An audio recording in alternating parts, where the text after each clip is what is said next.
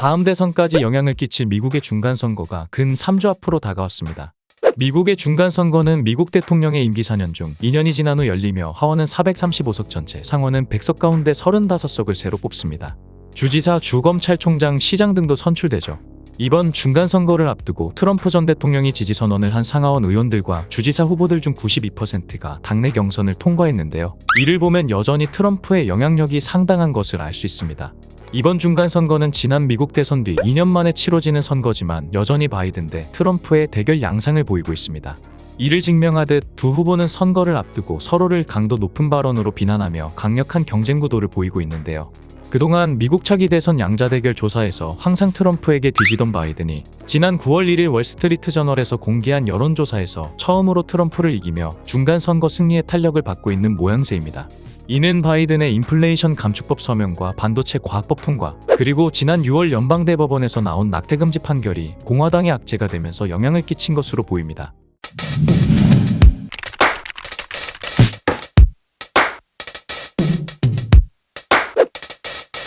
인플레이션 감축법은 기후변화 대응, 취약계층 지원 확대, 법인세 증가, 의료비 지원 등을 목표로 새 법을 개정한 것으로 미국 의회 예산처는 이 법을 통해 2031년까지 총 580억 달러의 적자를 해소할 수 있을 것으로 전망했습니다.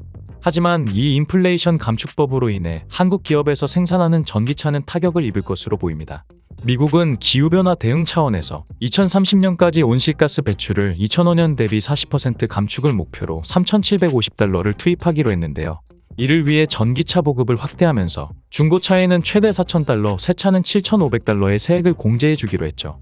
대신 미국에서 생산되는 미국산 배터리와 핵심 광물을 일정 비율 이상 사용한 전기차만 혜택을 받을 수 있게 했습니다.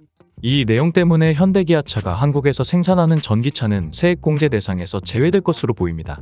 현재 미국에서 판매 중인 아이오닉5, 기아 EV6는 전량 한국에서 생산되는 자동차들로 미국에서 세액 공제를 못 받으니 판매량이 떨어질 수밖에 없겠죠.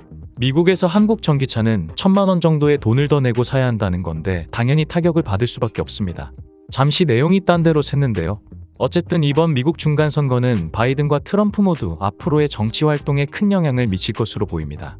원래 미국에서 집권 후 첫 중간선거는 대통령의 무덤으로 불렸습니다. 미국 역사상 여당이 중간선거를 통해 의석을 늘린 경우는 3차례밖에 없습니다. 대공황으로 프랭클린 루스벨트가 압도적 표차로 당선되었을 때와 빌 클린턴의 탄핵 시도 직후 공화당이 역풍을 맞았을 때, 그리고 9.11 테러 후입니다. 하지만 최근 미국의 민심이 변하고 있다는 분석이 나오고 있는데요. 특히 연방대법원의 낙태금지 판결은 각 선거구에서 여성 유권자의 등록을 증가시키면서 민주당 지지층을 결집시키는 결과를 만들었습니다. 바이든은 지난 4일 아이다호 대학의 낙태 금지를 "우리는 지금 몇 세기에 살고 있나? 우린 지금 뭘 하고 있는가라고 말하며 강하게 비판했죠. 아이다호 대학은 직원들에게 직장에서 낙태나 피임을 장려하는 것은 중범죄일 수 있으며 대학에서 더 이상 피임법을 제공하지 않을 것이라고 경고하여 논란이 되었습니다. 바이든은 낙태 접근권 보장을 위한 회의를 열었는데 이는 연방대법원이 낙태금지 판결을 내린 지 100여일 만입니다. 중간 선거를 앞두고 낙태 이슈를 다시 부각시켜 유권자들의 표심을 끌어오려는 것으로 해석되고 있죠. 미국 연방법원의 낙태금지 판결에 대해 잠시 얘기해보자면 지난 50년간 유지되어온 낙태권 판결을 대법원이 폐지한 것을 말합니다. 이로 인해 미국의 각 주에서 낙태법을 수정할 수 있는 권한을 갖게 되었죠. 보수성이 강한 캔자스주에서도 헌법을 개정하여 낙태를 불법으로 규정하기 위한 주민투표가 있었는데요. 공화당이 다수 의석을 차지하고 있는 이곳에서 의외의 결과가 나왔습니다. 유권자 다수가 낙태권 폐기에 반대표를 던진 것입니다. 찬성은 41%, 반대는 59%로 나타났죠. 이로 인해 공화당 지지자는 낙태를 반대한다는 공식이 깨졌고 이는 공화당에게도 큰 변수가 되었습니다. 바이든이 낙태 문제를 다시 수면 위로 끌고 온 이유가 있는 것이죠. 또한 30%대까지 떨어졌던 바이든의 지지율이 다시 40%대에 진입하면서 민주당은 이번 중간선거 결과에 기대를 걸고 있습니다. 공화당에선 트럼프 전 대통령의 범죄 의혹이 악재로 적용되고 있는데요. 트럼프는 백악관에서 수백 건의 기밀문서를 불법 반출했다는 혐의로 FBI의 조사를 받고 있습니다. 유출된 문건들 중엔 특정 국가의 핵무기 능력 등이 기재된 1급짜리 비밀문서도 포함되어 있다고 합니다. 이에 트럼프는 지난 9월 공화당 집회 연설에서 FBI가 급진좌파 악당들에게 지배당하고 있다면서 악질적인 괴물이라고 맹공하기도 했죠.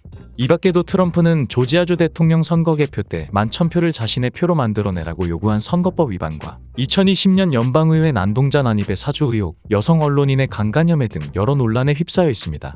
이러한 논란에 공화당은 경제 악화로 시선을 돌리려 하고 있습니다. 금리 인상에 따른 불황, 전쟁 등 여러 이슈로 인한 휘발유 가격 인상 등은 집권 여당인 민주당에게 불리할 수밖에 없습니다. 더군다나 지난 대선에서 패배를 인정하지 않은 트럼프로 인해 트럼프의 지지자들이 결집하며 공화당의 분위기는 더욱 달아오르고 있습니다. 공화당은 상원에서 민주당에게 한 석만 뺏어오면 승리합니다. 현재 민주당과 공화당이 각각 50석을 갖고 있지만 부통령인 카멀라 해리스 상원의장이 캐스팅 보트를 행사할 수 있어 민주당이 우위를 점거하고 있습니다. 하원에서도 공화당이 6석만 더 차지하면 다수당이 됩니다. 대다수의 전문가들은 공화당이 다수당이 될 것이라는데 입을 모으고 있습니다. 원래 공화당이 20에서 30석 정도 앞선다는 전망이 10석에서 20석 정도로 좁혀졌지만 여전히 공화당이 우세한 입장이죠. 하지만 상원은 민주당이 방어할 가능성이 커졌다는 예상도 나오고 있습니다.